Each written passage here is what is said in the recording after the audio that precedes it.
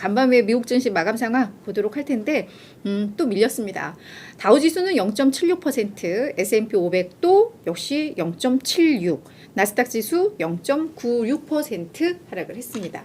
1% 미만의 하락세기는 합니다만 이게 이제 또 연속적으로 좀 내리다 보면 좀 아프죠. 그래서 그 이유 좀 보도록 할 텐데,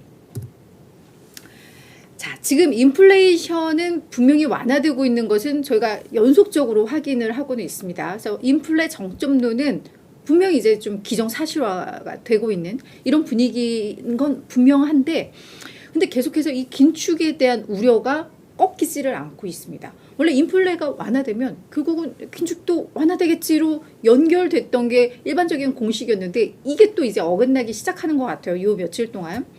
일단 또 거기에 기름을 부은 경제지표 하나가 있었습니다.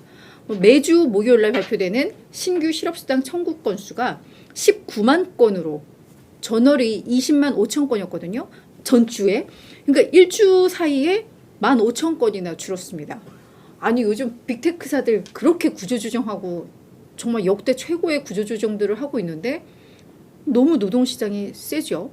월가 예상치가 21만 4천 건이었으니까 예상치보다는 거의 지금 2만 4천 건이나 더 줄어든 뭐 이런 상황입니다. 그러니까 노동시장이 워낙에 뜨거운 뭐 이런 상황들이 되다 보니까 이러면은 시장 인플레 지속적으로 꺾이지는 않고 목표 달성 2%까지 가는 게 좀 험난할 것 같아라는 인식들이 좀 퍼지는 것 같습니다. 자, 제이미 다이먼 JP 모건 회장, 시장에 꽤 영향력을 미치고 있는 뭐 금융인이죠. 이 사람이 지금 세계경제 포럼 다보스 포럼에 참석 중인데, 여기에서 또 어떤 멘트가 나왔는데 그게 이제 엄청난 또 이슈가 좀 되고 있습니다. 자, 뭐라고 했냐면, 일단 인플레이션이 쉽게 잡힐 것 같지가 않다. 곳곳에서 이 물가를 자극하는 요인들이 너무 많이 감지가 되고 있고, 결국 기준금리는 5%를 넘어설 것이다 라고 이야기를 했습니다. 그러면서 또 이게 완만한 경기 침체, 지금 뭐 노동시장이나 다 괜찮으니까요, 이게 계속해서 이어진다면 기준금리는 6%에 이를 수도 있다. 근데 연착륙과 함께 기준금리 6%라면 시장이 이 정도면 감내할 수 있는 정도는 될 것이다 라고 이야기는 했습니다. 하지만 이제 이 금리 자체 뭐 5%를 넘어설 것이고 6%에 이를 수도 있고, 이 수치 자체에 대해서는 좀 투자자들이 부담을 느낀 게 아닌가라는 생각이 드는데요. 사실 이 제이먼 다이먼 같은 경우에 제가 연초에 한번 어디서 인터뷰했다고 하면서 그 멘트들 쭉 정리했었잖아요. 거기에도 이 내용 사실은 그대로 있었잖아요. 그러면서 뭐 비트코인은 되게 안 좋게 얘기하고, 이번 다보스 포럼에서도 거의 뭐 변함없는 그런 유들의 이야기가 나왔습니다. 그럼에도 불구하고 지금 시장의 에너지가 약하다 보니까 이런 멘트 하나하나에도 의미 부여를 하고, 그러면서 이제 시장이 하락을 하고 뭐 이렇게 되는 흐름들이 좀 나오는 것 같아요. 자, 그리고 또 하나, 이 오한다의 에드 모야라는 수석 시장 분석가도 또 한마디를 했습니다. 이 오한다는 뭐 외환 중개업체라고 보시면 될 것 같은데요. 대규모 해고에도 고용시장이 여전히 뜨겁다.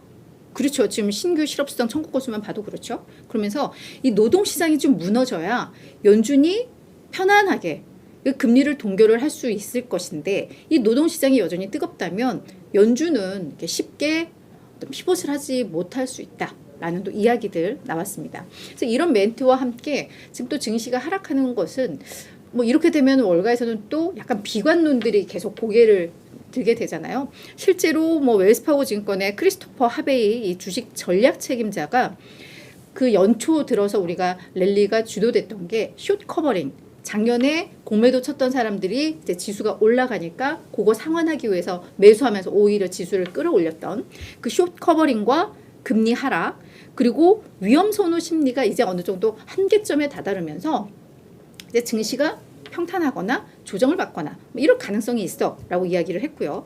또 JP모건의 마르코 콜라노비치 글로벌 수석 전략가도 경기 침체가 아직 주식시장에 충분히 반영되지 않은 것 같다. 그래서 증시는 앞으로 조금 더 조정이 나올 것이다. 뭐 이런 비관론자들의 목소리가 조금 힘을 얻었던 뭐 그런 하루였습니다. 자, 계속해서 이제 또 긴축 우려, 이게 이제 증시의 핫 키워드로 계속해서 작용을 하고 있는 모습인데요. 연준 인사들도 역시 뭐 여전히 조금 시장은 별로 반기지 않을 만한 멘트들을 좀 했습니다. 라엘 브레이너드 이 연준 부의장, 그러니까 연준의 2인자죠. 제롬 파월 다음 이 부의장인 라엘 브레이너드가 뭐라고 했냐면, 이분은 근데 사실 비둘기파 성향으로 분류가 되는 인사거든요. 근데 이제 뭐라고 했냐면, 사실 멘트하면서는 인플레이션이 확실히 완화가 되고 있고 경기의 연착륙도 가능할 것 같아. 기대해 볼 만해. 이렇게 시장이 좀 희망을 가질 만한 멘트들이 나와서 좀 기대를 했었습니다만 결론은 그렇습니다. 하지만 인플레이션은 여전히 높은 상태이고 우리의 목표치 2% 달성을 위해서는 한동안 충분히 이 제약적이어야 할 것 같다라고 이야기를 했습니다. 그러니까 기존의 연준 인사들이 했던 멘트와 같은 맥락입니다. 그러니까 5% 이상의 그 금리가 가야 된다라는 거였고요. 수잔 콜린스 보스턴 연은 총재도 또 비슷하게 이야기를 했습니다. 사실 이분도 약간은 뭐 비둘기 쪽 같은 그런 멘트였는데, 지난해 공격적으로 움직인 만큼, 공격적으로 금리를 인상했던 만큼 금리 인상 속도를 이제는 더 완만하게 하는 게 적절해 보인다라는 거죠. 그렇지만 5%를 조금 웃도는 수준의 추가 금리 인상은 필요하다. 그러니까 지난번처럼 뭐 75bp, 50bp씩 막 한 번에 올리는 건 아니고 25bp씩이겠지만 결국 두세 차례는 더 인상을 하는 게 적절하다라는 게 전반적인 주요인 것 같습니다. 그래서 한동안 또한 그 수준을 유지해야 할 것이다. 그러니까 금리 인하감을 조금은 좀 낮춰야 된다라는 이런 분위기들의 이야기들도 있었는데요. 이게 막 종합적으로 다 맞물리면서 결국은 긴축 우려가 증시의 발목을 잡았다. 이렇게 이해를 하면 될 것 같아요.